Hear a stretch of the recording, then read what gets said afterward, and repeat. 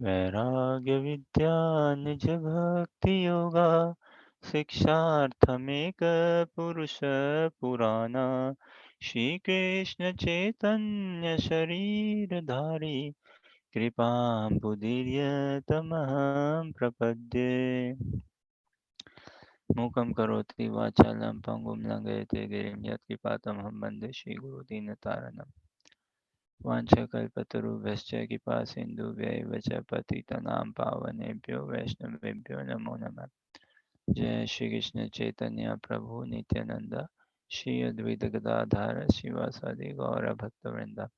हरे कृष्ण कृष्ण कृष्ण हरे हरे, हरे राम राम राम हरे हरे। हरे कृष्णा। बहुत बहुत स्वागत आप सभी का भागवत गीता अध्ययन सत्र में। सो हम कंटिन्यू करते हैं श्रीमद् भागवत गीता का अध्ययन। आज 10वें अध्याय से प्रारंभ करेंगे। भगवान का ऐश्वर्य ना, भगवत ऐश्वर्य। देखिए हमें तो भगवान तो देखिए प्रेम के विषय है ना। भगवान प्रेम के विषय है और प्रेम में ही सेवा में हमें जुड़ना है ना। भगवान के प्रेम से आकर्षित होना और वही प्रेम में ही सेवा, उसी प्रेम की रीत डोर में बनना है भगवान से। लेकिन ये संसार की थोड़ी रीत है क्या। एक प्रकार से चमत्कार को नमस्कार बोलते हैं ना, चमत्कार को नमस्कार। तो संसार की थोड़ी रीत है, जब तक व्यक्ति का हमें ऐश्वर्य इतना पता ना चले तो इतना प्रेम उमड़ नहीं पाए उन पे। और ब्रज की रीत कैसी है, देखिए ब्रज में तो भगवान के नित्य परिकर है ना। भगवान के तो नित्य लीला होती है, उनके साथ चलती रही है। ब्रज में रीत कैसी हो, उनको वो ऐश्वर्य कुछ लोभ ही नहीं उत्पन्न होता उस ऐश्वर्य में, क्योंकि वो कृष्ण के प्रति इतने माधुर्य में, इतने कृष्ण के माधुर्य में इतने अनुरक्त हैं, इतने उलझे में है। अनुरक्त भी क्या, उलझे में ऐसी तरह से भगवान और भगवान के प्रेमी भक्तों का चित्त इतना ओतप्रोत हुआ है भगवान के माधुर्य भाव को देख के। भगवान की सुंदर, माधुर्य मतलब सुंदरता, कृष्ण की सुंदरता को देख के कि भाई उसके आगे अब आप क्या ऐश्वर्य दिखाओ क्या नहीं दिखाओ, उनको कुछ फर्क नहीं पड़ता। जैसे गोवर्धन लीला में देखते हैं ना, भगवान ने जब गिरिराज जी का धारण किया था तो बाप रे, ऐसे तो अब हमारे लिए तो बाप देख, पता है कृष्ण ने गोवर्धन उठाया इत्यादि, है ना, बड़ी ऐश्वर्य की बात है। वैसे भगवान के लिए गिरिराज जी का धारण करना क्या बड़ी बात, सब कुछ तो भगवान पे टिका है ना। शेषनाग सब धारण कर रखे हैं, सब कुछ भगवान पे टिका है। तो एक आपात दृष्टि से एक पर्वत को उठाना क्या बड़ी बात भगवान के लिए, भगवान में ही सब कुछ टिका हुआ है। अ, लेकिन और ये वही ब्रजवासी क्या बोलते हैं, रसखान जी का भी बहुत सुंदर पद है ना, और भी ब्रजवासी क्या बोलते हैं कि ये भाई तूने उठाया होगा भले, लेकिन भैया सपोर्ट तो हम दे रहे थे ना पूरा का पूरा। हाँ, या उठाया, अच्छा तो ये जो ये उठाने की शक्ति कहाँ से है, माखन तो मेरे घर का ही चोरी करके खाया था ना, तभी तो उठा पा रहा है। बात कर रहा है उठाया, तो ऐसी ये ब्रज की प्रीत की रीत है। भगवान ऐसा माधुर्य भाव उनसे करते हैं, और ऐसे प्रेम में खिलवाड़ करते हैं कि उनको ऐश्वर्य पूरा लोलुप्त हुआ हुआ है। उनके लिए तो भाई होगा तू उसका बेटा, हमारे साथ खेलना है तो भाई ये चलेगा, वरना हम खेलेंगे नहीं तुम्हारे साथ। तो वो इतने उलझे में है, इतने उलझे में है कृष्ण के माधुर्य में कि ऐश्वर्य भाव संकुचित हो जाता है, और इसी माधुर्य भाव को हमें पाना है। लेकिन क्या करें, हम कलयुग के बद्ध जीव है, नितांत बद्ध जीव है, तो हमारे लिए तो भाई चमत्कार को नमस्कार वाली बात है ही है। तो किसी में हमारा लोभ उत्पन्न हो, प्रेम में भाव उत्पन्न हो, तो भैया हमें थोड़ी और डिटेल्स चाहिए। अच्छा, इसका और बैकग्राउंड बताओ, क्या इसमें क्या खास बात है इत्यादि। तो ठीक है, भगवान उसका परिचय भी दे रहे हैं। गीता में तो भगवान विशेष करके अपना परिचय दे रहे हैं ना, और भागवतम में तो गजब गजब की लीलाएं करके भक्तों भगवान के बीच का वो प्रेम में ही संवाद, प्रेम में ही लीला में व्यवहार। अ, अ, भागवतम में दसम स्कंद में आता है ना वो श्लोक, बहुत सुंदर श्लोक, क्या मद्भक्तानां विनोदार्थम करोति में विविधत क्रिया, समथिंग ऑन दीज लाइन्स। और ऐसी ऐसी भगवान अपने भक्तों पे कृपा करने के लिए ऐसी ऐसी लीलाएं करते हैं, ऐसी कमनीय सुंदर लीलाएं करते हैं कि या श्रुत्वा तत्परो भवेत। उन लीलाओं का अगर हम श्रवण करें, हम जैसे बद्ध जीव कलयुग के, तो हम परतत्व को पा सकते हैं। हम संसार के त्रिगुणात्मक जगत से छूट के भगवत धाम की ओर पूर्णतया अग्रसर हो सकते हैं। तो अब हमें संसार में थोड़ा ऐश्वर्य किसी का पता चले तो एक सहज आकर्षण उत्पन्न होता है ना। तो anything that facilitates our attraction towards Krishna, anything that facilitates develops our faith in the practice of Krishna consciousness, uh, anything that helps us become a devotee, we should imbibe in life, we should take it ahead with us.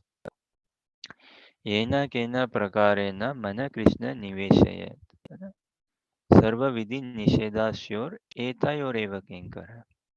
येन केन प्रकारेण, किसी किसी न किसी तरीके से मन भगवान में हमारा लग जाए, और सभी शास्त्रों का सर्व विधि निषेधाश्य, और सभी शास्त्रों का जो डूज एंड डोंट्स, पालन करना नहीं करना, वो सब इसी इसी सिद्धांत को पुष्ट करने के लिए कि किसी तरह से मन लग जाए भगवान का, हमारा मन लग जाए भगवान में।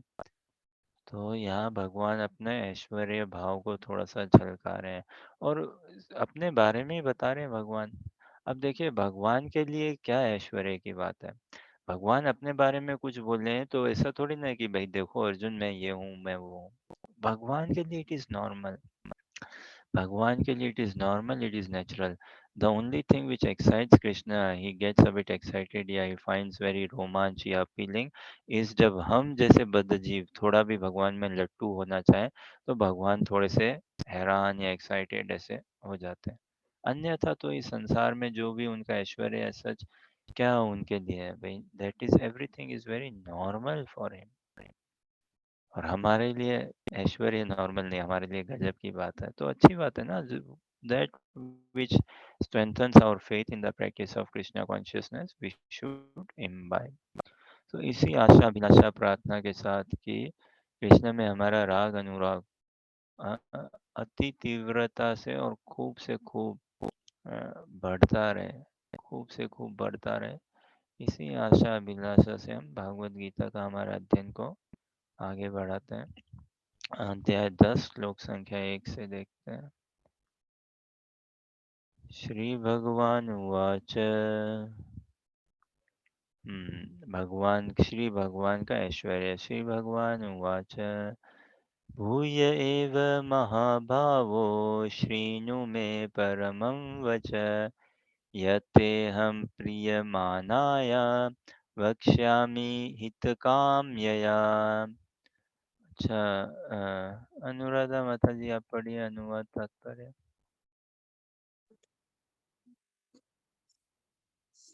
श्री भगवान ने कहा, हे महाभाव अर्जुन, और आगे सुनो।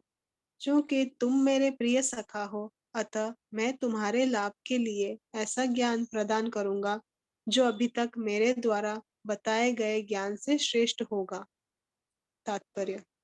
पराशर मुनि ने भगवान शब्द की व्याख्या इस प्रकार की है, जो पूर्ण रूप से षड ऐश्वर्यों, संपूर्ण शक्ति, संपूर्ण यश, संपूर्ण धन, संपूर्ण ज्ञान, संपूर्ण सौंदर्य तथा संपूर्ण त्याग से युक्त है, वह भगवान है।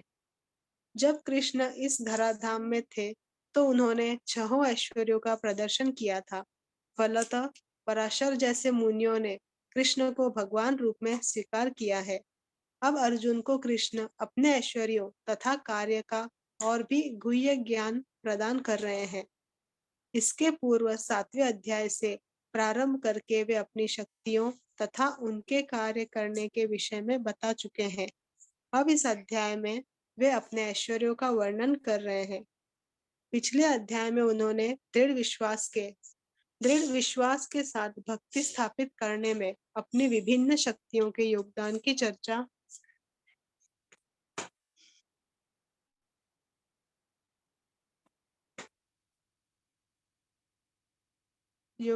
चर्चा स्पष्टतया की है। इस अध्याय में पुनः वे अर्जुन को अपनी सृष्टियों तथा विभिन्न ऐश्वर्यों के विषय में बता रहे हैं। ज्यों-ज्यों भगवान के विषय में कोई सुनता है, त्यों-त्यों वह भक्ति में रमता जाता है। ज्यों-ज्यों भगवान के विषय में कोई सुनता है, त्यों-त्यों वह भक्ति में रमता जाता है। मनुष्य को चाहिए कि भक्तों की संगति में भगवान के विषय में सदा श्रवण करे। इससे उसकी भक्ति बढ़ेगी। भक्तों के समाज में ऐसी चर्चाएं केवल उन लोगों के बीच हो सकती है जो सचमुच कृष्ण भावनामृत के इच्छुक हो। ऐसी चर्चाओं में अन्य लोग भाग नहीं ले सकते। भगवान अर्जुन से स्पष्ट शब्दों में कहते हैं कि चूंकि तुम मुझे अत्यंत प्रिय हो, अतः तुम्हारे लाभ के लिए ऐसी बातें कह रहा हूँ।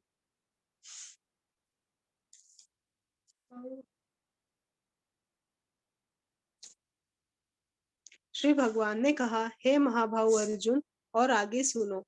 क्योंकि तुम मेरे प्रिय सखा हो, अतः मैं तुम्हारे लाभ के लिए ऐसा ज्ञान प्रदान करूंगा जो अभी तक मेरे द्वारा बताए गए ज्ञान से श्रेष्ठ होगा।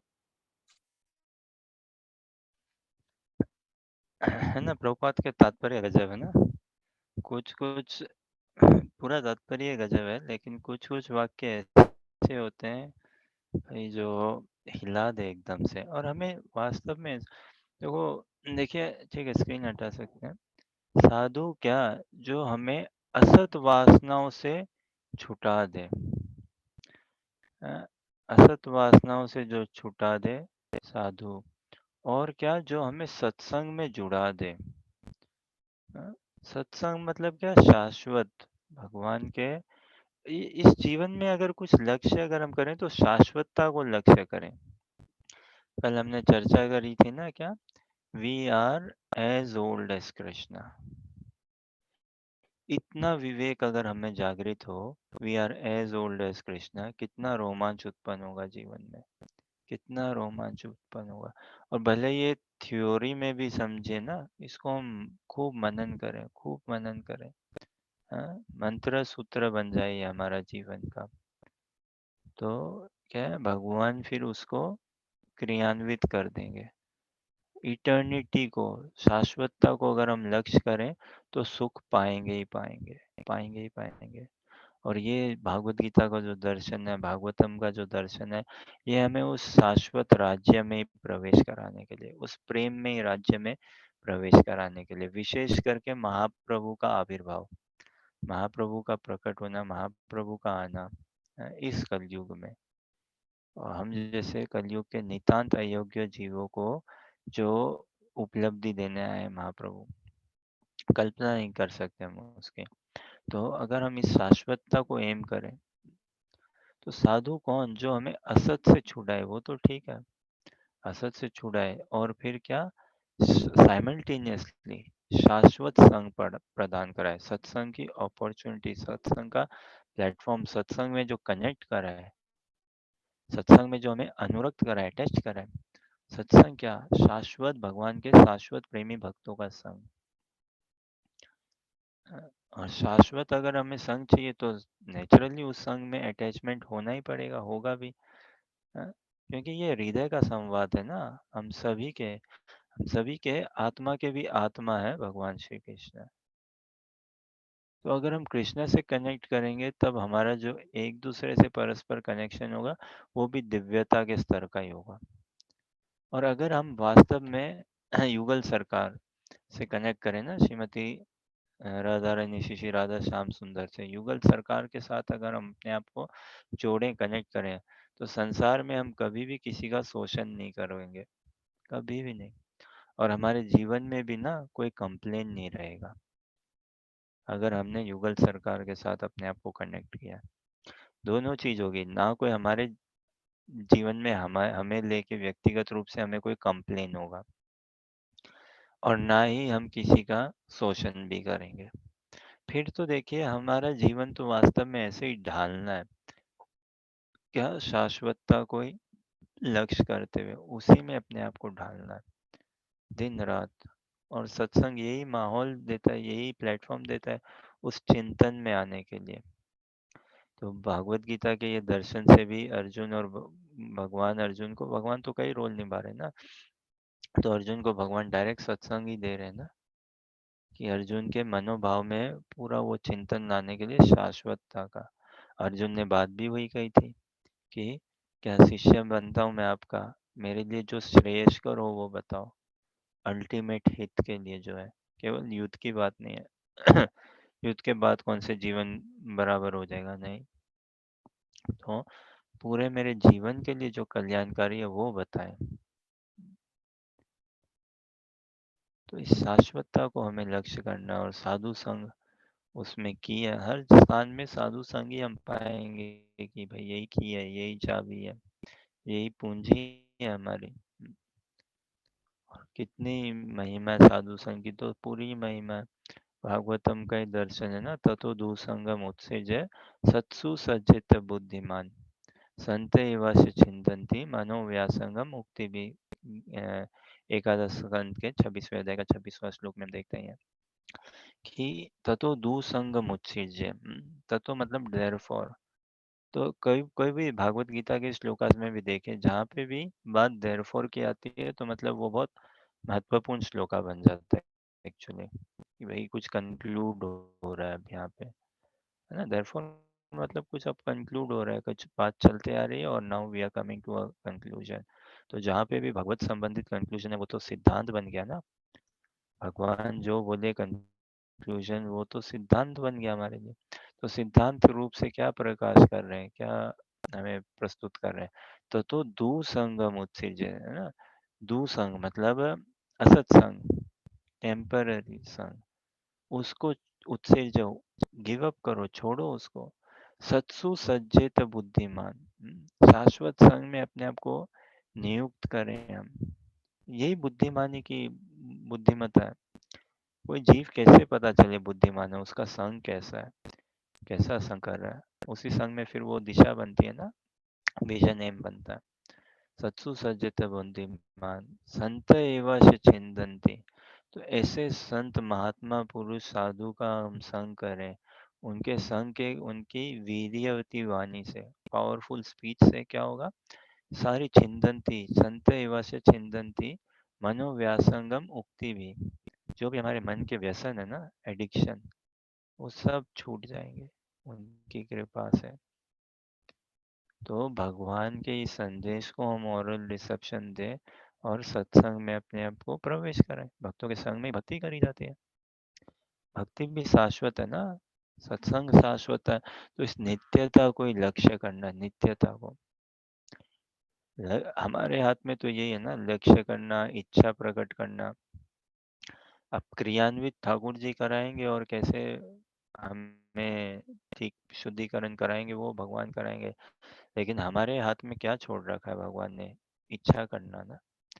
वो चाहते हैं भगवान की तू इच्छा कर, तू पहल कर, तू इच्छा कर, इनिशिएट कर, कदम बढ़ा, बस। बाकी तो व्यवस्था तो भगवान कर ही रखे हैं सारी की सारी।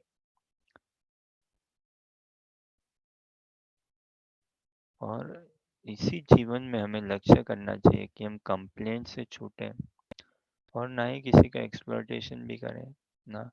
तो वो कैसे होगा, अगर हमने लक्ष्य किया ना युगल सरकार के चरण कमलों की सेवा का, श्री श्री राधा श्याम सुंदर के दर्शन, उनकी प्रेम में सेवा का, अनुगत्य भाव में भक्तों के संग में, तो फिर हम अपने आप को कंप्लेंट जोन से छुटा पाएंगे। क्यों कंप्लेंट, क्यों चला जाएगा भाई, क्योंकि हमें अनुभव हो जाएगा कि इस संसार के हम है ही नहीं, इस संसार के हम है ही नहीं, बने ही नहीं इस संसार के लिए, ये संसार हमें तृप्ति नहीं कर सकता। तो भाई जब संसार से हमारा कोई लेन देन नहीं हो तो कंप्लेन किस बात की। अभी भारत में हम रह रहे हैं और कहीं और कुछ गड़बड़ी चल रही हो, हम कंप्लेन करते हैं क्या? फिर भी कंप्लेन हो जाता है, क्यों? क्योंकि भाई सेकेंड ऑर्डर इफेक्ट, या कहीं ना कहीं इनडायरेक्टली, अब जैसे रशिया यूक्रेन चल रहा है तो इनडायरेक्टली हमें उसका हिट पड़ रहा है इत्यादि। लेकिन दिव्यता के सोपान में इस संसार का कोई भी चीज है, मैं जीवात्मा हूँ ना, कृष्ण का अंश हूँ। उससे भी कृष्ण का प्रेमी अंश हूँ। तो इस संसार का कुछ भी चीज हो, उथल पथल, कैनॉट एक्चुअली उसकी स्पिरिचुअल में तो एंट्रेंस ही नहीं है, तो फिर किस बात की कंप्लेन रहेगी? तो फिर कंप्लेन रहेगी नहीं। और शोषण भी हम क्या करेंगे किसी का?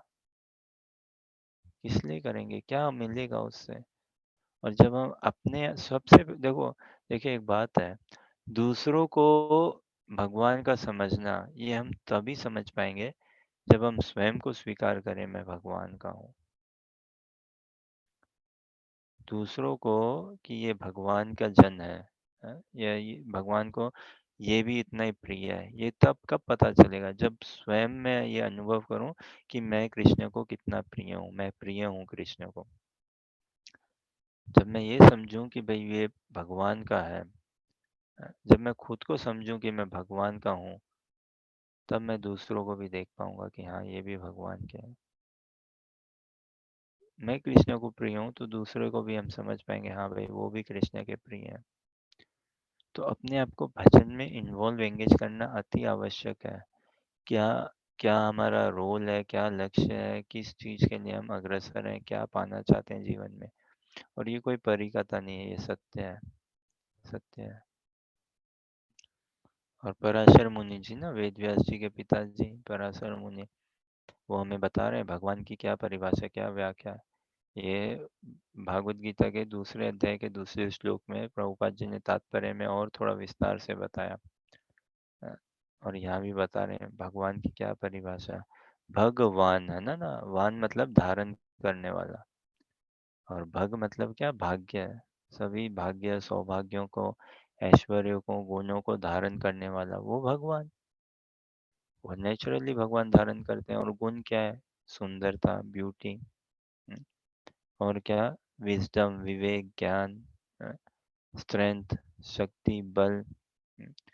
और ज्ञान हो गया, बल हो गया, फिर क्या ये आपका फेम, नाम, ऐश्वर्य, fame, strength, knowledge, beauty, riches, धन, और वैराग्य। वैराग्य भी एक ऐश्वर्य है भाई।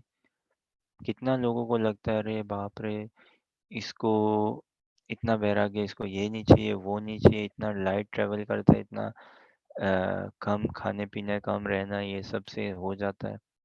सेल आ रही है और ये पागल नहीं होता है। ये तो होता है ना, देखो कितना फ्लिपकार्ट की सेल आ रही है, अमेजोन की सेल आ रही है, विंटर शॉपिंग, ये वो, but he doesn't get distracted, he doesn't get interested as such. तो बैराग भी बहुत बड़ा ऐश्वर्य है। तो इन सभी ऐश्वर्यों के भगवान धारण करे हुए हैं पूर्ण रूप से, इसीलिए भगवान है। और हम में है तो भी, क्योंकि हम भगवान के अंश हैं, तो हाँ हम भी ये सब थोड़ा धारण करते हैं छोटे रूप से। जो लेकिन जो हमारा धारण करना भी है ना, वो ज्यादातर हमारे कर्मों और इच्छाओं के वशीभूत है, उसी के हिसाब से हमें मिलता है। लेकिन भगवान तो ऐसे थोड़ी ना कुछ करके भगवान बने। भगवान तो है ही बाय डिफॉल्ट सिंस इटर्निटी, और ये सबको धारण करे में। अभी संसार में बताइए कितने लोग हैं? कोई दो कॉम्बिनेशन भी हम बिठा सकते हैं क्या? One who is most beautiful और उसके साथ मोस्ट किसी चीज का। और कई बार बात करें ना, मिस्टर यूनिवर्स, मिस यूनिवर्स, ये होता है, हर साल होता है भाई। हर साल या 2-3 साल, मेरे ख्याल से हर साल ही होता है शायद। हर साल। क्यों भाई? क्यों भाई? अब तुम्हारा टाइम, अब कोई नई लड़की या नया लड़का बनेगा, नेक्स्ट आओ, फिर आप कितने टाइम तक हो? 1 साल के लिए। तो सोचो, टैग दे दिया मिस्टर यूनिवर्स, मिस यूनिवर्स, लेकिन है 1 साल के लिए। तो भगवान मतलब इरिप्लेसेबल, जिनकी कोई पोजीशन रिप्लेस नहीं कर सकते। वरना तो संसार में सब पोजीशन रिप्लेस हो रही है, मिस यूनिवर्स, मिस्टर यूनिवर्स, कौन सी नहीं है? तो ये भगवान जो सभी ऐश्वर्य को धारण करे है ना, भगवान। जैसे गीता में भगवान बताते हैं ना अर्जुन को, दूसरे अध्याय 45वां श्लोक में कहते हैं ना, आत्मावान बनो। आत्मावान बनो से क्या लक्ष्य है कृष्ण का, कि आत्मावान कौन है?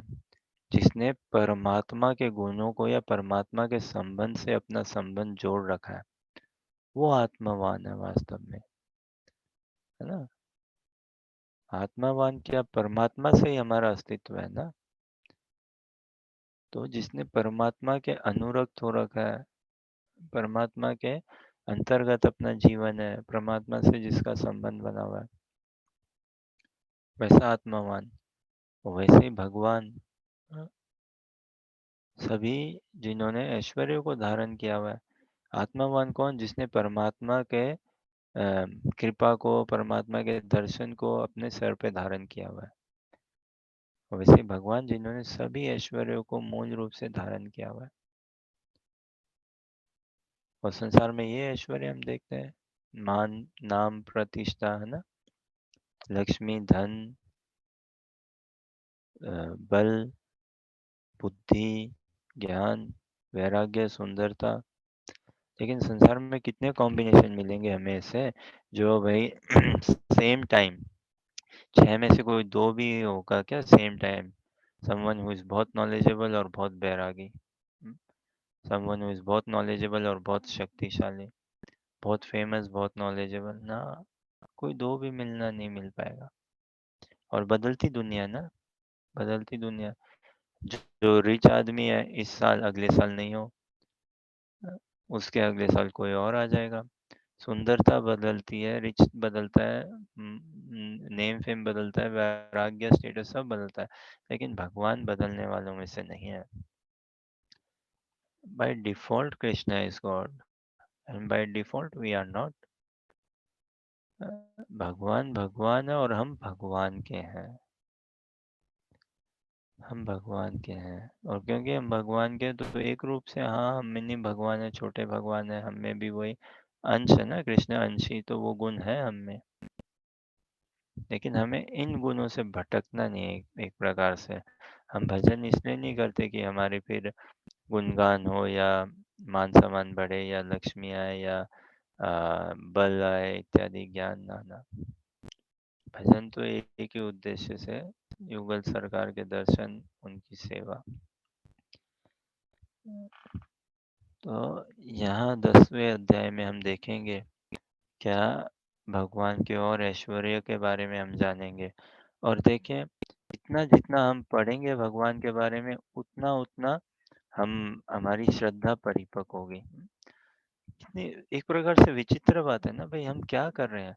कृष्ण के ही गुणगान, कृष्ण का ही चिंतन, भगवान को ही समझने का प्रयास कर रहे हैं भागवत गीता से, है कि नहीं?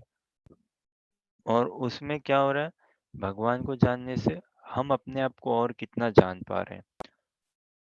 और भगवान के बारे में सुन के हम प्रफुल्लित, आनंदित, उत्साहित अनुभव करते हैं। ये तो संसार में ऐसा दिखता नहीं है भाई। और सबकी सीमा आ जाती है ना। कितना पति पत्नी के बारे में जान ले, अरे ऊब जाएगा, बस बहुत है, या जान लिया सरकार के बारे में, देश के बारे में, औरों के बारे में ना। लेकिन यहाँ हम अंत नहीं पाएंगे भगवान की ऐश्वर्य, भगवान की भगवत्ता, भगवान का प्रेम को जानते हुए अंत नहीं पा पाएंगे। और पिपासा बनी रहेगी, जितना जाने उतना कम, और जानना चाहेंगे, और जानना चाहेंगे। क्योंकि ये दिव्य कथा ना, दिव्य संवाद, दिव्य रेंज, दिव्य रन है। तो उसमें ऐसा ही होता है भाई, हमेशा लोभ बना ही रहता है, लोभ बना ही रहता है। संसार में औरों को हम जान के क्या जानते हैं? ईर्ष्या उत्पन्न होती है। जनरली जितना जानते हैं औरों को, ईर्ष्या उत्पन्न होती है, या घृणा उत्पन्न होती है। बहुत रेयर होता होगा कि औरों को जान के हम बहुत प्रसन्न हो रहे हो, हम बहुत प्रफुल्लित हो रहे हो इत्यादि। और सीमा भी है ना, शॉर्ट लिव्ड होता है हमारा इंस्पिरेशन संसार में औरों का जान के। लेकिन भगवान को हम जितना तत्वतः जानते रहेंगे साधु संग में, कभी शॉर्ट लिव्ड मोटिवेशन नहीं रहेगा हमारा। ठीक है, कोई प्रश्न, जिज्ञासा या कुछ कहना चाहें?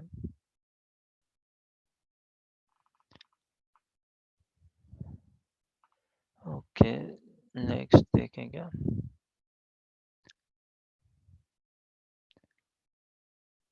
न मे विदुसुरगणा प्रभवं न महर्षिये अहमादिः देवानां महर्षीणां च सर्वस्य। हर्ष पढ़िए।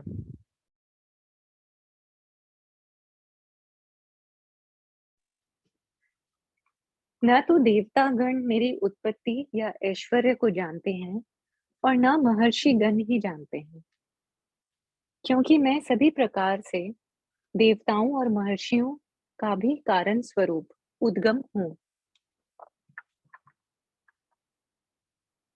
जैसा कि ब्रह्म संहिता में कहा गया है, भगवान कृष्ण ही परमेश्वर हैं। उनसे बढ़कर कोई नहीं है। वे समस्त कारणों के कारण हैं। यहाँ पर भगवान स्वयं कहते हैं कि वे समस्त देवताओं तथा ऋषियों के कारण हैं। देवता तथा महर्षि तक कृष्ण को नहीं समझ पाते। जब वे उनके नाम या उनके व्यक्तित्व को नहीं समझ पाते, तो इस शूद्र लोक के तथाकथित विद्वानों के विषय में क्या कहा जा सकता है? कोई नहीं जानता कि परमेश्वर क्यों मनुष्य रूप में इस पृथ्वी पर आते हैं और ऐसे विस्मयजनक असामान्य कार्यकलाप करते हैं। तब तो यह समझ लेना चाहिए कि कृष्ण को जानने के लिए विद्वत्ता आवश्यक नहीं है। बड़े बड़े देवताओं तथा ऋषियों ने मानसिक चिंतन द्वारा कृष्ण को जानने का प्रयास किया, किंतु जान नहीं पाए। श्रीमद् भागवत में भी स्पष्ट कहा गया है कि बड़े से बड़े देवता भी भगवान को नहीं जान पाते। जहां तक उनकी अपूर्ण इंद्रियां पहुंच पाती है, वहीं तक वे सोच पाते हैं और निर्विशेषवाद के ऐसे विपरीत निष्कर्ष को प्राप्त होते हैं, जो प्रकृति के तीनों गुणों द्वारा व्यक्त नहीं होता, या कि वे मन चिंतन द्वारा कुछ कल्पना करते हैं, किंतु इस तरह से मूर्खतापूर्ण चिंतन से कृष्ण को नहीं समझा जा सकता। यहाँ पर भगवान अप्रत्यक्ष रूप में यह कहते हैं कि यदि कोई परम सत्य को जानना चाहता है, तो लो, मैं भगवान के रूप में यहाँ हूँ। मैं परम भगवान हूँ। मनुष्य को चाहिए कि इसे समझें। यद्यपि अचिंत्य भगवान को साक्षात रूप में कोई नहीं जान सकता, तो भी वे विद्यमान रहते हैं। वास्तव में हम सच्चिदानंद रूप कृष्ण को तभी समझ सकते हैं जब भगवत गीता तथा श्रीमद् भागवत में उनके वचनों को पढ़ें, जो भगवान की अपरा शक्ति में है। इन्हें उन्हें ईश्वर की अनुभूति किसी शासन करने वाली शक्ति या निर्विशेष ब्रह्म रूप में होती है, किंतु भगवान को जानने के लिए दिव्य स्थिति में होना आवश्यक है।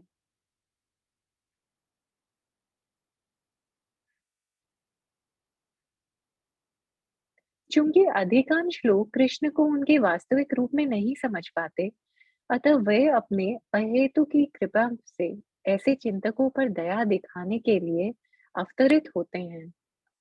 ये चिंतक भगवान के असामान्य कार्यकलापों के होते हुए भी भौतिक शक्ति माया से कल्मशग्रस्त होने के कारण निर्विशेष ब्रह्म को ही सर्वश्रेष्ठ मानते हैं।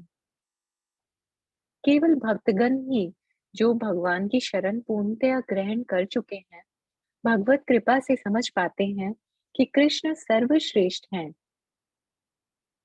भगवत भक्त निर्विशेष ब्रह्म की परवाह नहीं करते। वे अपनी श्रद्धा तथा भक्ति के कारण परमेश्वर की शरण ग्रहण करते हैं और कृष्ण की अहेतु की कृपा से ही उन्हें समझ पाते हैं। अन्य कोई उन्हें नहीं समझ पाता। अतः बड़े से बड़े ऋषि भी स्वीकार करते हैं कि आत्मा या परमात्मा तो वह है जिसकी हम पूजा करते हैं।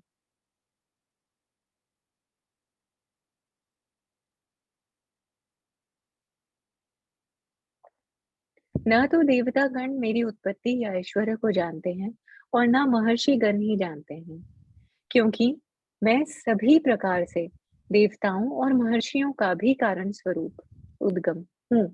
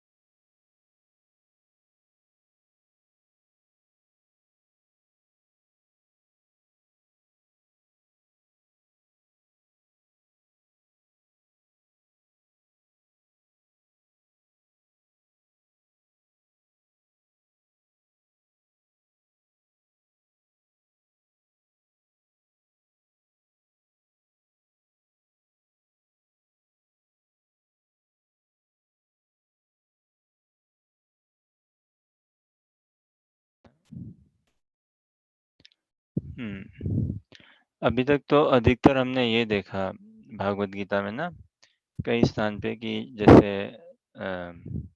7वें अध्याय के 26वें श्लोक में भी भगवान बताते थे ना, वेदाहं समतीतानि वर्तमानानि च अर्जुन भविष्यानि च भूतानि माम तु वेद न कश्चन। मैं सब कुछ जानता हूँ अर्जुन, आगे का पीछे का। वेदाहं समतीतानि, है ना, वेद मैं सब कुछ जानता हूँ। समतीतानि वर्तमानानि च अर्जुन, अभी क्या सब कुछ में हमारा मन बुद्धि सब कुछ आ गया। यही नहीं कि भाई दिल्ली से बम्बई कितना दूर है, जीके की बात नहीं है। देखो संसार तो कितना ग्रॉस स्तर पे है, जनरल नॉलेज या उसी वही देखता है। कोई किसी का मन कितना पढ़ पाता है, किसी का हृदय कितना जान पाता है, हाव भाव कितने जान पाता है, नहीं जान पाते। लेकिन भगवान तो एकदम सटीक जानते हैं। और कहते हैं ना फिर क्या माम तू वेदन कश्चन, लेकिन मेरे को कोई नहीं जानता। और अभी यहाँ बता रहे हैं तो भगवान स्थानों में बताते हैं कि उनको कौन नहीं जानते, और क्यों नहीं जानते वो भी जैसे थोड़ा बहुत हम समझे 9वें अध्याय में ना।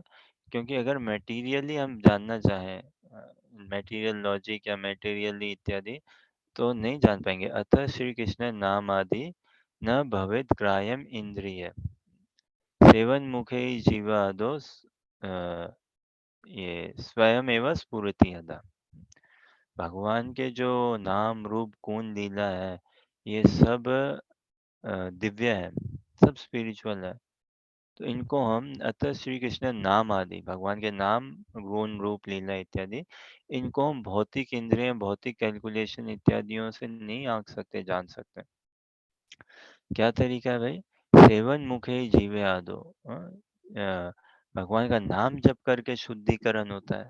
सेवा के रूप से भगवान का नाम जप करके बहुत तेजी से और खूब शुद्धिकरण होता है। भगवत भजन में जुड़ के, भक्तों के संग में भगवत भजन में जुड़ के शुद्धिकरण होता है। और उससे ही वो भगवान की जो स्फूर्ति है, भगवान की जो भगवत्ता है, भगवान की पहचान, भगवान कौन है इत्यादि हमारे चित्त में प्रकाशित होता है। और ब्रह्मा जी के उद्गार 10वें स्कंद के 14वें अध्याय के 29वां श्लोक में ब्रह्मा जी स्तुति गाते हैं ना, तो कहते हैं अथापि ते देव पदाम्बुजद्वये प्रसादलेशानुगृत एव हि जानाति तत्त्वं भगवन् महिम्नो न चान्य कोऽपि चिरं विचिन्वन्, है ना। तो अथापि देव देव पदाम्बुजद्वये, कि भगवान जो आपके पदाम्बुज हैं, दो आपके जो चरण कमल है, वो लोटस फीट, ये जो आपके अ, अ, और उनको जानने वाले भाई, कहने का कि जो भी बोले कि भाई जानते हैं इत्यादि, वो करते रहे चाहे स्पेकुलेट। जो जिसने आपकी कृपा प्रसाद को नहीं पाया, कृपा प्रसाद लेसानुगृत एवाई, थोड़ी सी भी कृपा प्रसाद को जो नहीं पाया है ना, फेवर नहीं हुआ है, हाँ, जिसपे, तो भाई वो आपको नहीं जान सकता तत्वतः। जानाति तत्वम भगवान महिमनो ना चान्य को अपि चिरम विचिन्वन। भले ही वो पूरी जिंदगी भर जन्मों जन्मांतर करते रहे कैलकुलेट, स्पेकुलेटिवली, नहीं जान पाएगा। तो इसीलिए भगवान को छोर ही कोई नहीं पकड़ पाएगा, जिस जो मेटीरियली कैलकुलेशन या मटेरियल के हिसाब से एब्जॉर्ब्ड है। और आगे हम देखेंगे, खैर जब देखेंगे 11वें अध्याय और बाकी अध्याय में क्या फॉर्मूला भगवान को जानने का। वैसे तो फॉर्मूला बताए हुए हैं, जो भगवान पे समर्पित है वही जान पाएगा भाई भगवान को। जो भगवान पे समर्पित है वही जान पाएगा। और समर्पण कैसे? सेवा से, प्रेम में ही सेवा से। सेवा मतलब क्या? प्रेम। बिना प्रेम के थोड़ी ना सेवा कर सकते हैं कोई किसी की ना। और बिना ऐसा समर्पण ही क्या जहाँ सेवा का भाव नहीं हो। अगर सेवा का भाव नहीं है तो वो समर्पण भी नहीं है फिर, है ना। तो प्रेम में ही, सेवा से ही भगवान को जाना जा सकता है वास्तव में। और वो उसकी कला क्या है, वो साधु संग में सीखी जाती है। भक्तों के संग में ही कैसे भक्ति करी जाए, वो समझ में आता है हमें। भक्ति क्या होती है, भगवान कौन है, क्या संग है हमारा भगवान के साथ, सब ये साधु संग में इसका निरूपण होता है, उजागर होता है। तो भगवान को वही बात यहाँ पे भी कह रहे हैं, न मैं विदु सुरगना, है ना। सुरगण जो देवी देवता है नहीं जानते भाई। प्रभवम न महर्षि है, ना ही कोई महर्षि लोग हो, बड़े बड़े ऋषि हो ना। अहम आदि देवा नाम, में देवताओं का स्रोत हूँ। महर्षि नाम च सर्वसा, सभी का स्रोत मैं ही हूँ। और वो सब नहीं जानते मेरे को। तो भगवान को तो देखिए स्पष्ट आगे भी देखेंगे, जो भक्त है वही जानते हैं। अब एक प्रश्न करता हूँ, ये जानने का क्या मतलब? भगवान को जानते हैं नहीं जानते हैं, या हम भी किसी को जानते नहीं जानते, जानने से क्या मतलब? भगवान की बात करें या भगवान छोड़ के भी हम अपने पड़ोसी को जानते हैं, हम अपने घर परिवार में भी किनको किनको जानते हैं। तो ये जानने का क्या परिभाषा है जानने की, कि हाँ मैं इनको जानता हूँ? क्या ऐसी परिभाषा है क्या? हम बोलें कि फिर हम स्पष्ट कर सके, एक प्रकार से समझा सके कि हाँ हम वास्तव में जानते हैं इनको।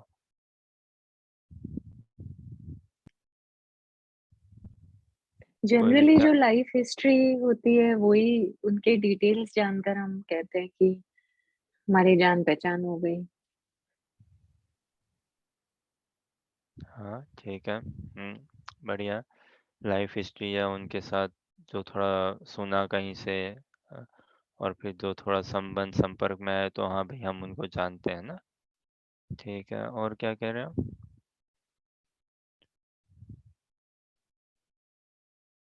किसी पे भरोसा हो या विश्वास हो, तो हम कह सकते हैं कि हाँ उनको उनको जानते हैं। भरोसा है या विश्वास है, बढ़िया बात है। देखिए संसार में तो जानना ऊपरी स्तर पे ही है, ज्यादातर ऊपरी स्तर पे ही है।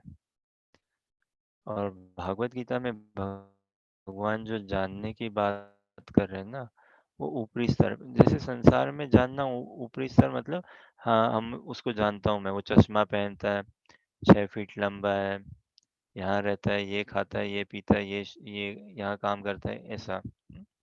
लेकिन ऐसा जानने वाली बात भगवान नहीं कर रहे हैं। किसी को जानना मतलब उसके हृदय में स्थान बनाना, उसके हृदय को जानना, उसके हृदय के भाव को समझना। जैसे श्रील रूपा गोस्वामी जी महाप्रभु के भाव को समझ गए ना, पकड़ लिए पूरा। श्री चैतन्य मनोभीष्टम स्थापितम येन भूतले स्वयं रूपा कदामियम ददामि स्व पदांतिकम। महाप्रभु के मन के भाव को पूरा पकड़ लिया, और फिर पूरे जगत में महाप्रभु की गुणगान, उनकी सेवा कार्य का पूरा नियोजन किया। तो हम तो देखिए रूपानुगा बनना चाहते हैं। रूपानुगा मतलब रूपा गोस्वामी के अनुगत में आना, है ना, उनके अनुगत्य, उनके सबसर्विएंट्स में आना।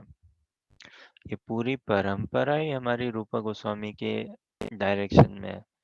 प्रभुपाद जी भी वेस्ट में आए थे, तो दामोदर, राधा दामोदर मंदिर में वो निवास करते थे।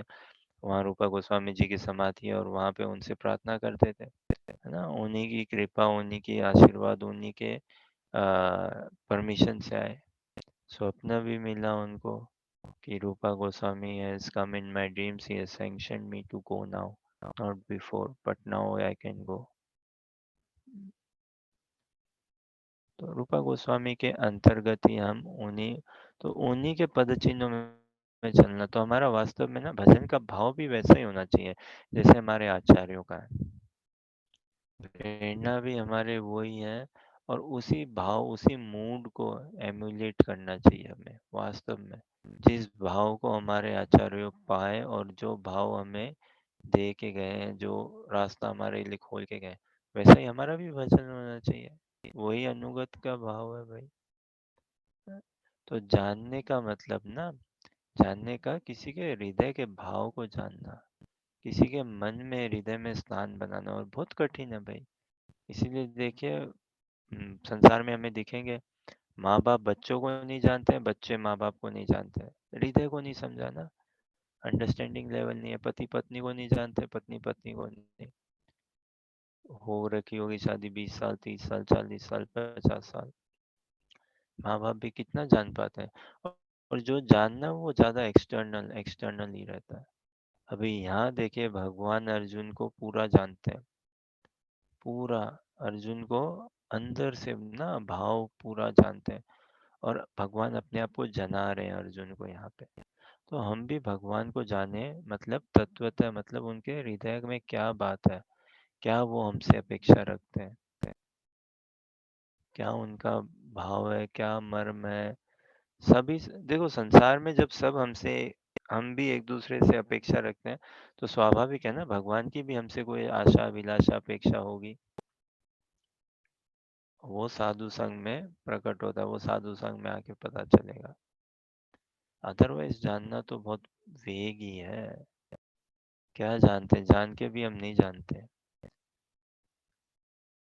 इतनी मिसअंडरस्टैंडिंग्स, इतना कैओस इत्यादि, नहीं जानते ना एक दूसरे को, एक दूसरे के भाव को नहीं जान, और ना ही हम समझना भी चाहते हैं एक दूसरे को। हम अपने आप में इतने एंग्रोस्ड हैं, हम समझ के भी हम शारीरिक स्तर से ही नापते भापते उतना ही समझ पाते हैं। आत्मा, भगवान के भक्त क्या पोटेंशियल है उस हिसाब से नहीं देखते, ये साधु संग में पता चलता है। इसीलिए साधु संग में कुछ कुछ भक्तों के साथ, जिनके साथ हमारा संग है, अपना हृदय रिवील करना सरल हो जाता है। गोपनीय से गोपनीय बात हो, गुप्त से गुप्त बात, गुह्य से गुह्य, जो कि घर परिवार सगे संबंधियों के साथ भी हम ना शेयर करें। ऐसी कॉन्फिडेंशियलिटी, ऐसा ट्रस्ट होता है सहज। आत्मा का विलास है ना। तो भगवान ये कह रहे हैं कि चलो, देवी देवता तो बाहर एक्सटर्नली और इंटरनली जानते नहीं है भगवान को। और ब्रह्मा जी के भी उद्गार ना, प्रसाद लेशानुगृत एवा ही जानाति तत्वं भगवान महीन, न चन्य एकोपि चिरम विचिन्वन, अथापि ते देव पदाम्बुजद्वय। तो जो भगवान का कृपा प्रसाद लेश मात्र भी जिसको मिला है, उन्हीं की कृपा से वो जान सकता है भगवान को। और पूरा ये प्रयोजन क्या है, कृपा को ही आकृष्ट करने के लिए। देखिए, 3 प्रकार की सिद्धि होती है। सिद्धि मतलब परफेक्शन, एक साधना सिद्ध, एक नित्य सिद्ध, जो इटर्नली परफेक्ट बीइंग है। भगवान के भक्त पार्षद भगवत धाम में इटर्नली भगवान के एंटूराज में जो है, वो नित्य सिद्ध। फिर क्या, साधना सिद्ध, जो साधना करके सिद्ध हुए, सिद्ध को पाए हैं। लेकिन जिस साधना की हम लक्ष्य कर रहे हैं, या जो साधना हमें हमारे सठ गोस्वामियों ने दी है, आचार्यों ने दी है, हाँ? वो साधना में सिद्धि कहाँ से, कृपा से है।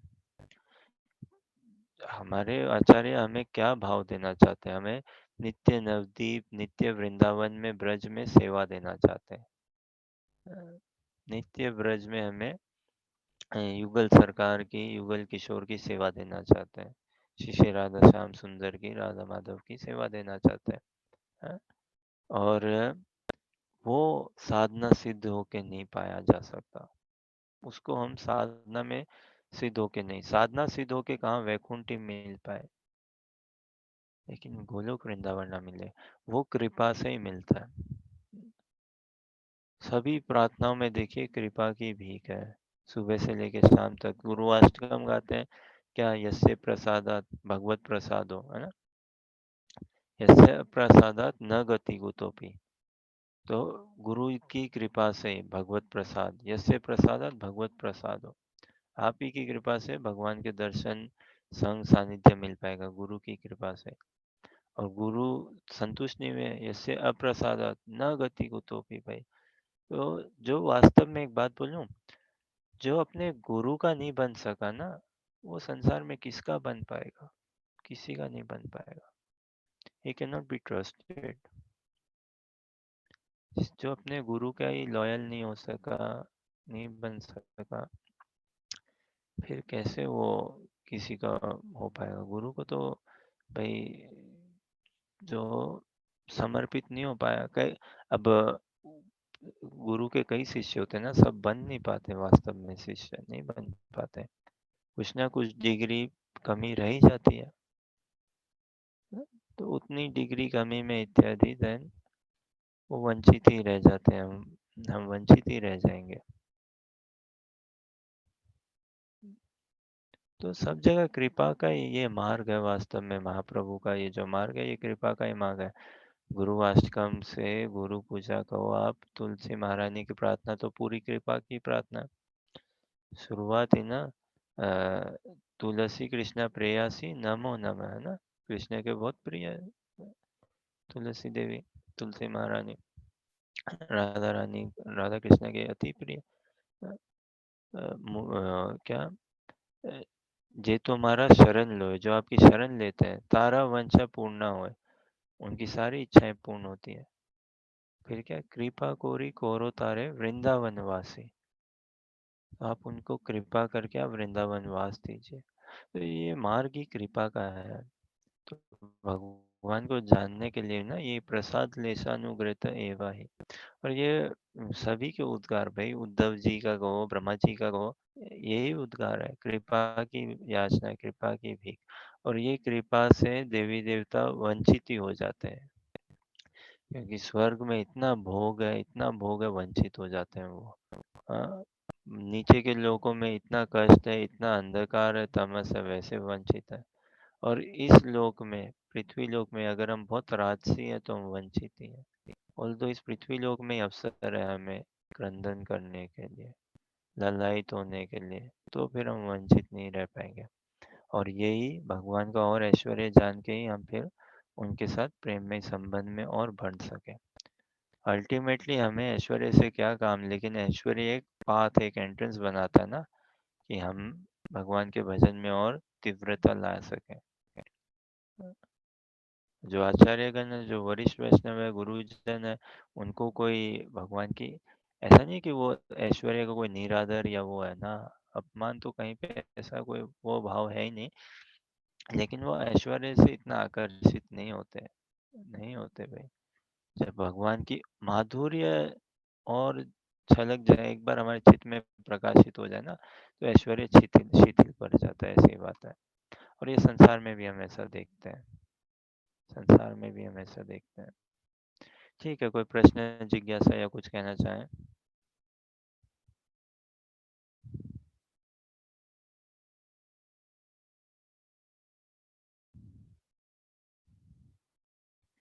भगवान का और छोर तो कोई नहीं प्राप्त कर सकता, या वही प्राप्त कर सकता है जिसका प्रेम में सेवा के साथ संबंध है भगवान के साथ। ठीक है, नेक्स्ट देखें क्या।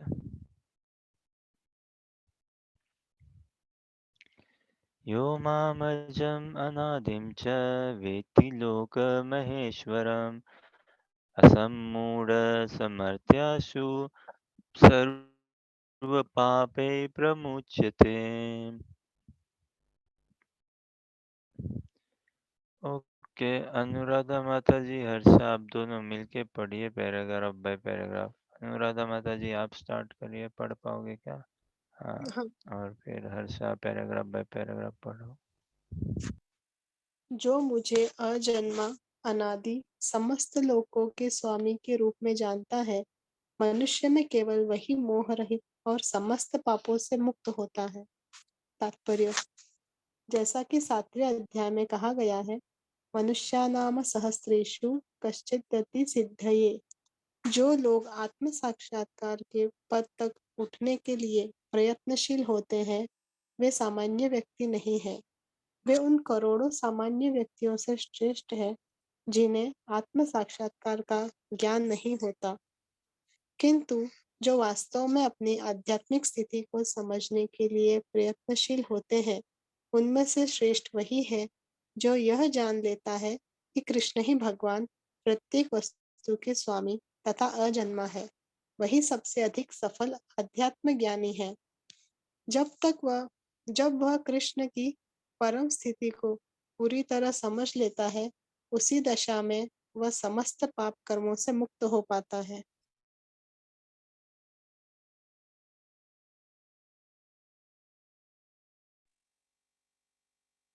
यहाँ पर भगवान को अज अर्थात अजन्मा कहा गया है, किंतु वे द्वितीय अध्याय में वर्णित उन जीवों से भिन्न हैं जिन्हें अज कहा गया है।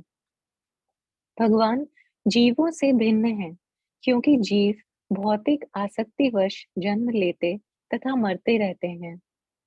बद्ध जीव अपना शरीर बदलते रहते हैं, किंतु भगवान का शरीर परिवर्तनशील नहीं है। यहाँ तक कि जब वे इस लोक में आते हैं, तो भी वे उसी अजन्मा रूप में आते हैं। इसीलिए चौथे अध्याय में कहा गया है कि भगवान अपनी अंतरंगा शक्ति के कारण अपराशक्ति माया के अधीन नहीं है, अपितु पराशक्ति में रहते हैं। इस श्लोक के वेत्ति लोक महेश्वरम शब्दों से सूचित होता है कि मनुष्य को यह जानना चाहिए कि भगवान कृष्ण ब्रह्मांड के सभी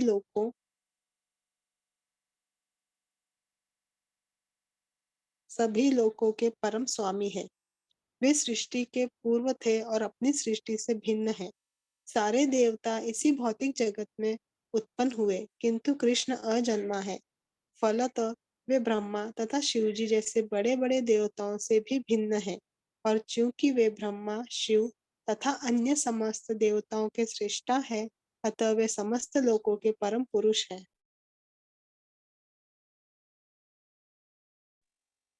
अतएव श्री कृष्ण उस हर वस्तु से भिन्न है जिसकी सृष्टि हुई है, और जो उन्हें इस रूप में जान लेता है, वह तुरंत ही सारे पाप कर्मों से मुक्त हो जाता है। परमेश्वर का ज्ञान प्राप्त करने के लिए मनुष्य को समस्त पाप कर्मों से मुक्त होना चाहिए, जैसा कि भगवत गीता में कहा गया है कि उन्हें केवल भक्ति के द्वारा जाना जा सकता है, किसी अन्य साधन से नहीं। मनुष्य को चाहिए कि कृष्ण को सामान्य मनुष्य न समझे। जैसा कि पहले कहा जा चुका है, केवल मूर्ख व्यक्ति ही उन्हें मनुष्य मानता है। इसे यहाँ भिन्न प्रकार से कहा गया है। जो व्यक्ति मूर्ख नहीं है, जो भगवान के स्वरूप को ठीक से समझ सकता है, वह समस्त पाप कर्मों से मुक्त है। यदि कृष्ण देव के पुत्र रूप में विख्यात हैं, तो फिर वे अजन्मा कैसे हो सकते हैं? इसकी व्याख्या श्रीमद् भागवत में भी की गई है। जब वे देवकी तथा वसुदेव के समक्ष प्रकट हुए, तो वे सामान्य शिशु की तरह नहीं जन्मे। वे अपने आदि रूप में प्रकट हुए और फिर एक सामान्य शिशु में परिणत हो गए। कृष्ण की अध्यक्षता में जो भी कर्म किया जाता है, वह दिव्य है। वह शुभ या अशुभ फलों से दूषित नहीं होता।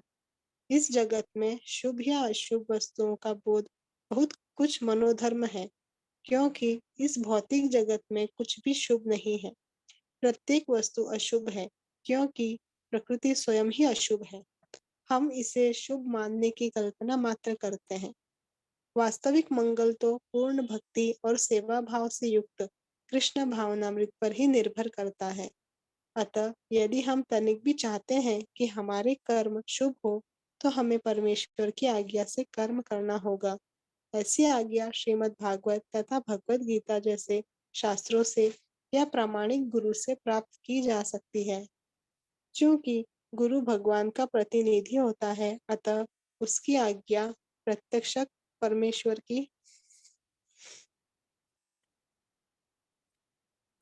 की आज्ञा होती है।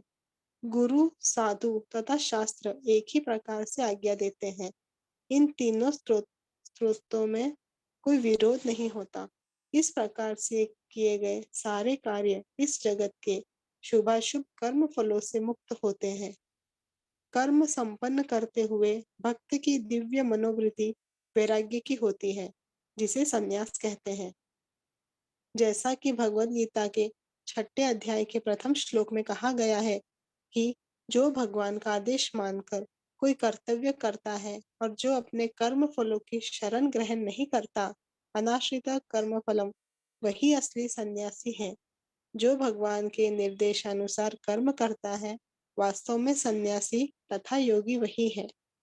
केवल सन्यासी या छद्म योगी के वेश में रहने वाला व्यक्ति नहीं।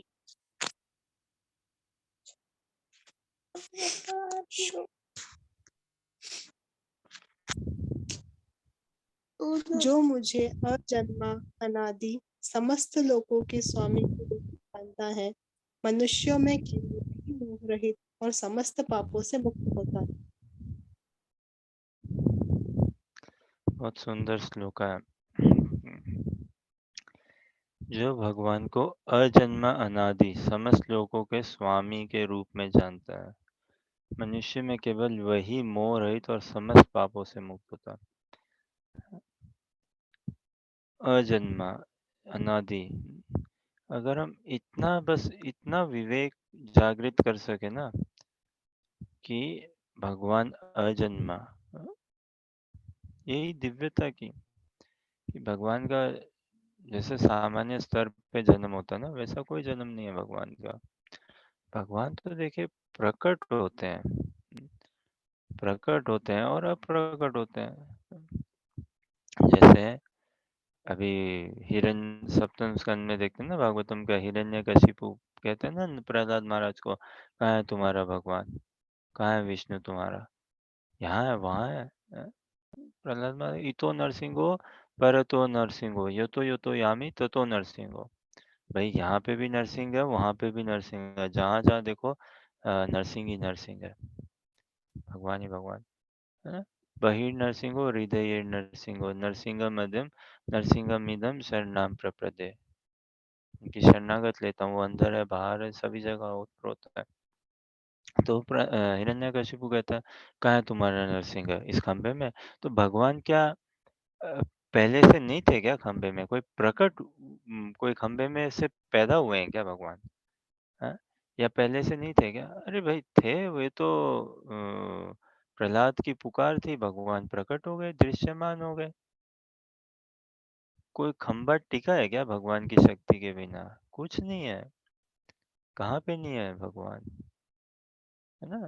लेकिन प्रकट हो जाते हैं। सारी शक्ति उनकी संभाल के रखी है, और उनको जहाँ भगवान मतलब क्या, ऑल केपेबल, सर्व सामर्थ।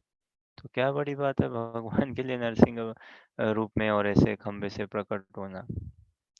तो ऐश्वर्य कृष्ण का इतना बड़े नहीं, लेकिन यही ना उनका प्रेम, उनका अनकंडीशनल प्रेम, यही हमें एकदम लोलुप कर देना चाहिए। भगवान का मेरे में इंटरेस्ट है, बाप रे। यही हम सोचे तो कितना कि मैं इतना पतित, भगवान परम पवित्र, कहाँ क्या मेल, और फिर भी कृष्णा का मेरे में इंटरेस्ट है। वाह, ये साधु संग में आके पता चलता है कि हमारी क्या महिमा है, हमारी खुद की ग्लोरी भी।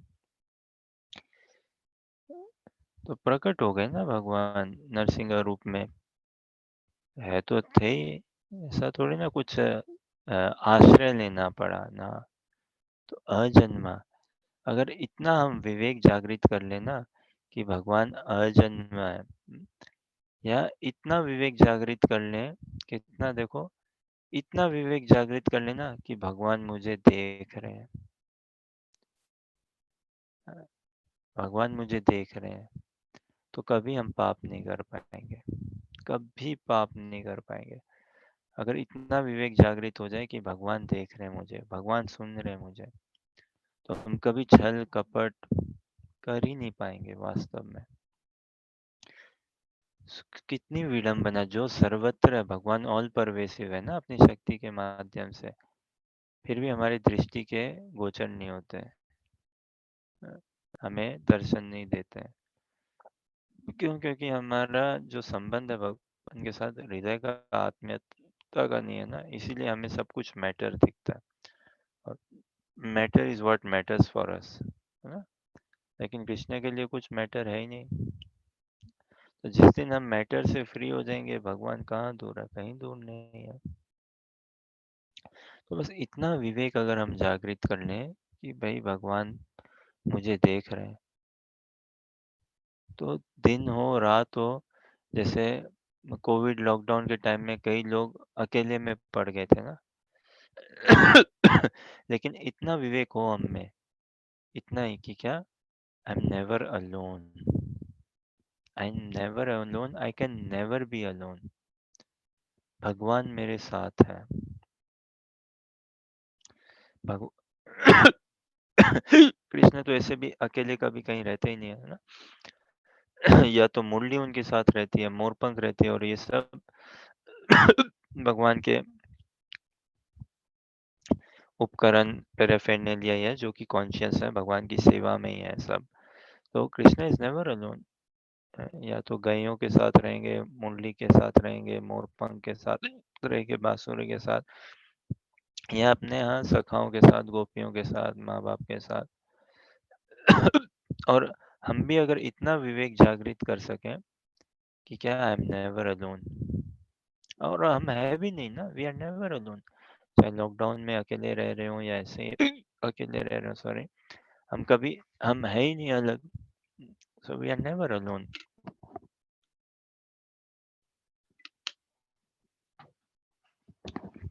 ये अगर इतना सा विवेक जागृत हो जाए तो हमें कभी अकेलापन फिर लगेगा नहीं। हमेशा हम प्रफुल्लित, उत्साहित, मोटिवेटेड रहेंगे। भय नहीं सताएगा हमें, नेगेटिविटी नहीं आएगी। और अगर हम समझ सकें कि भाई भगवान मुझे देख रहे हैं तो कहाँ पाप होगा हमसे, ऐसी भावना ही नहीं आएगी। जैसे एक थोड़ी प्रसिद्ध है शायद कथा आती है ना, एक वैदिक साहित्य में हम देखते हैं। एक गुरु अपने शिष्यों को पूरे साल भर पढ़ाया, फिर थोड़ा सा टेस्ट के रूप में वो देखते हैं क्या,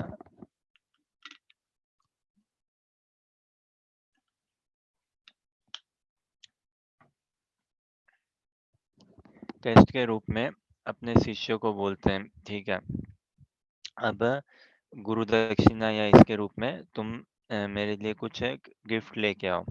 जो भी लेके आओ, 24 घंटे हैं तुम्हारे पास, 24 घंटों में कुछ गिफ्ट लेके आना। बस एक शर्त, एक चीज का ध्यान रखना कि तुम जो भी लेके आ रहे हो मेरे लिए, जिस भी चीज को छुपा के कहीं रख रहे हो, बस ये देखना कि कोई तुम्हें देख ना ले, कोई तुम्हें देखे नहीं। ठीक है भाई। तो कोई बच्चा चला गया कहाँ, गुफा में, भाई यहाँ छुपा देता हूँ कोई नहीं देख रहा है, कोई अपने घर में अलमारी में, कोई कहाँ क्या करके कि कोई देख नहीं रहा। तो ऐसे करके फिर अगले दिन 24 घंटे में सब ले आए अपना अपना गिफ्ट, कि हाँ अच्छा ये लेके आए, बहुत सुंदर, बहुत बढ़िया। किसी ने देखा तो नहीं, नहीं गुरुजी किसी ने नहीं देखा, मैंने यहाँ छुपा दिया था, ऐसे छुपा दिया था, मैं ऐसे छुपा के लाया हूँ, किसी ने नहीं देखा गुरुजी। तो सबने अपने अपने हिसाब से खूब बढ़िया से छुपा छुपा के लेके आए। अब एक बालक है, वो एक विद्यार्थी, एक शिष्य है, वो कुछ भी लेके नहीं आया गुरुजी के लिए। तो गुरुजी, भाई तुम्हें क्या मेरी शिक्षा तुम्हें ठीक नहीं लगी, या प्रश्न तुम्हें समझ में नहीं आया, क्या बात है, तुम मेरे को कुछ भेंट नहीं देना चाहते हो क्या? तो उत्तर करिए कि वो क्यों नहीं लेके आया।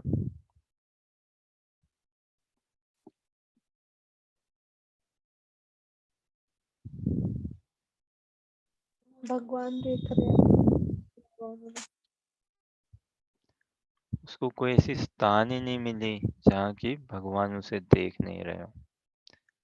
ऐसा विवेक उसमें जागृत हो गया था कि गुरुजी मैं तो जहाँ पे भी माँ बाप से छुपा लिया, औरों से छुपा लिया, सबसे, लेकिन जहाँ पे भी भगवान तो देख ही रहे थे मेरे को, देख ही रहे। मैं गुफा में भी घुस गया तो भी भगवान तो देख ही रहे मेरे को, भगवान नहीं देख सकते क्या?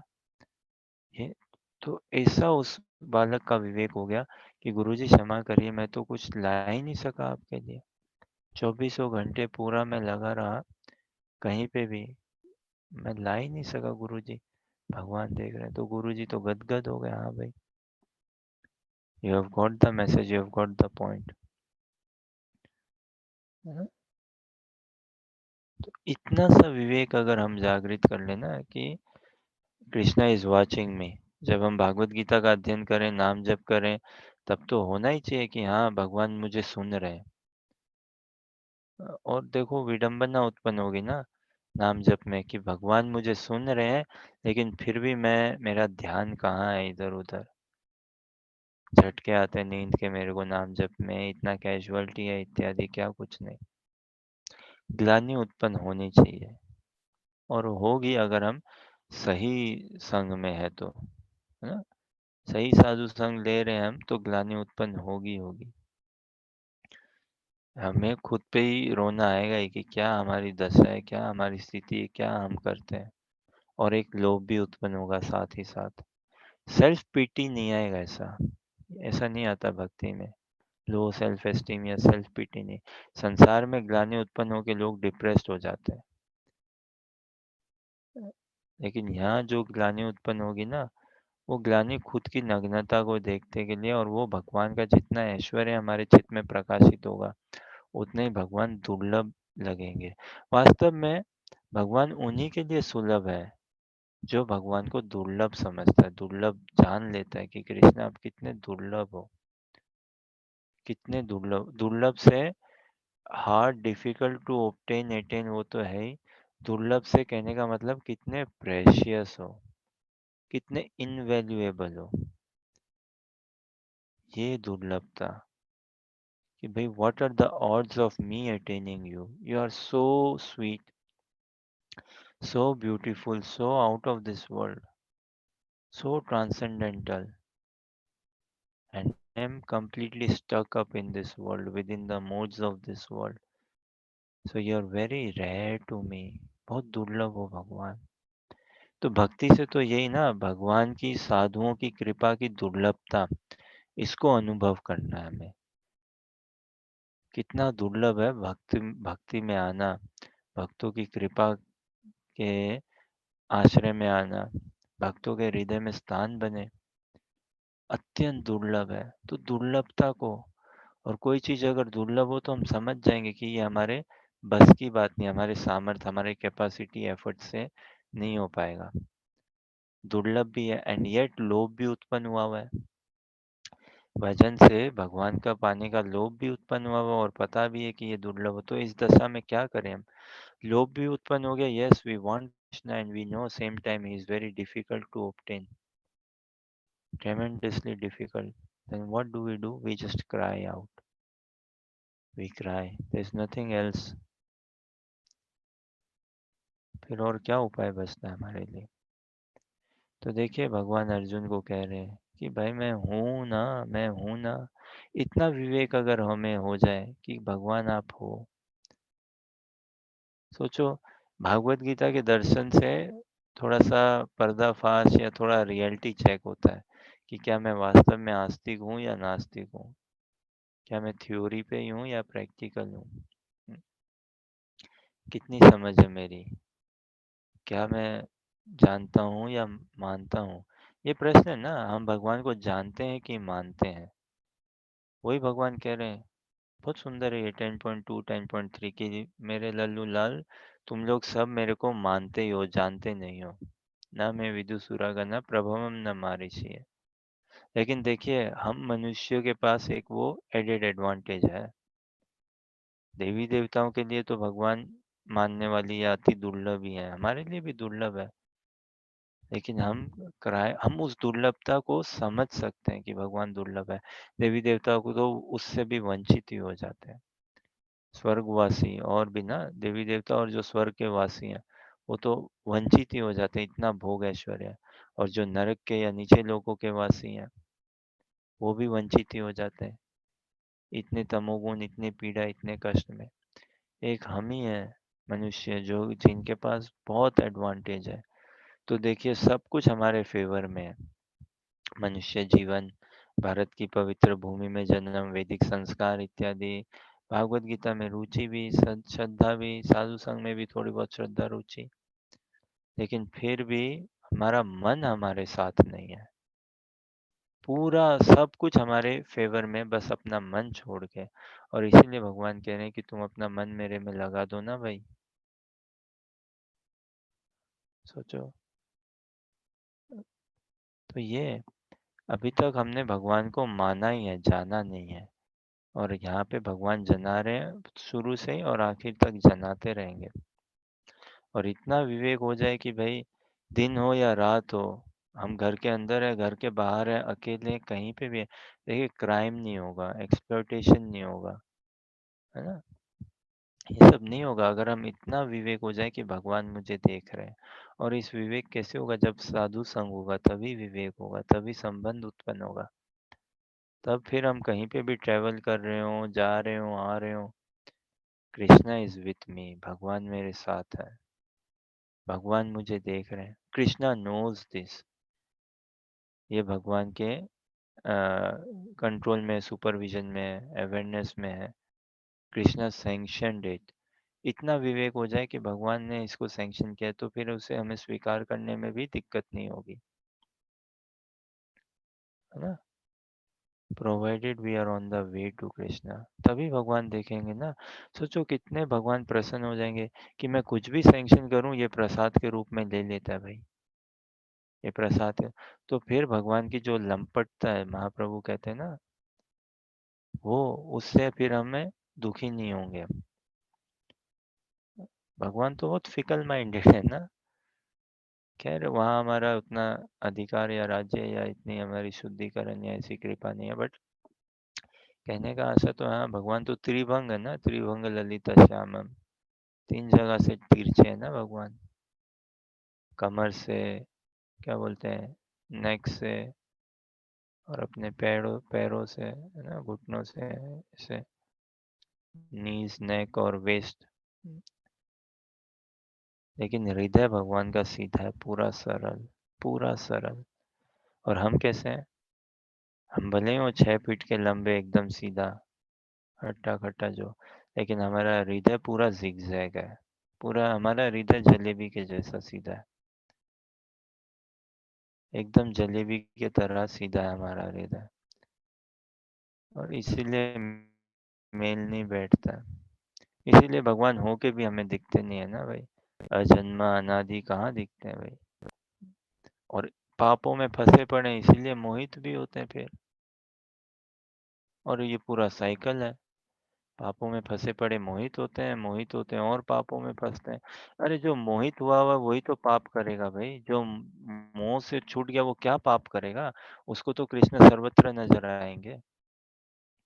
वो जानता है ना, वित्ति लोक महेश्वरम। तो जिसको पता चल गया, व्यक्ति ना जो जान गया कि भाई सभी स्वामियों का आधिपत्य, राजा, मालिक, नरेश कृष्ण है ना, महेश्वरम, व्यक्ति लोग। फिर वो कहाँ पे अपनी कंट्रोलरशिप या एक्सप्लॉइटेशन या क्या दिखाएगा? नहीं। फिर तो ये बोल देना चाहिए भगवान को, Thakur ji we have realised you are the king of all kings, master of all masters, है ना? अब किंग या मास्टर हो, उसका क्या काम होता है? उसका तो यही काम होता है ना, कि भाई सेवा स्वीकार करो। तो हमें भी कुछ सेवा दे के सेवा स्वीकार कर लीजिए ना हमसे। हमारे लिए भी कुछ फिर कार्य छोड़ दीजिए, कुछ कार्य दे दीजिए, हमें भी कुछ सेवा का अवसर दे के बांध ले ऐसे भगवान को प्रेम में ही सेवा में। फिर इतना विवेक ही चाहिए हमें कि भाई भगवान मुझे देख रहे हैं। ऐसा कॉन्टेम्पलेशन हमारा अगर बनते रहे ना, तो फिर कृष्णा भावनामृत पूरा ओत प्रोत रहेगा हमारे जीवन में, है ना? तभी हम कीर्तन या सदा हरि की ओर मूव कर पाएंगे, सतत भजन में जुड़ पाएंगे, है ना, राग में, भाव में जा पाएंगे। वरना थोड़ी ना कोई ऐसे ही साधना ऐसे चलते चलते हो रही है। चलते चलते ऐसे थोड़ी ना ठाकुर जी की सेवा मिलती है, अब मिलते हैं भगवान। ठीक है, कोई प्रश्न, जिज्ञासा या कुछ कहना चाहें?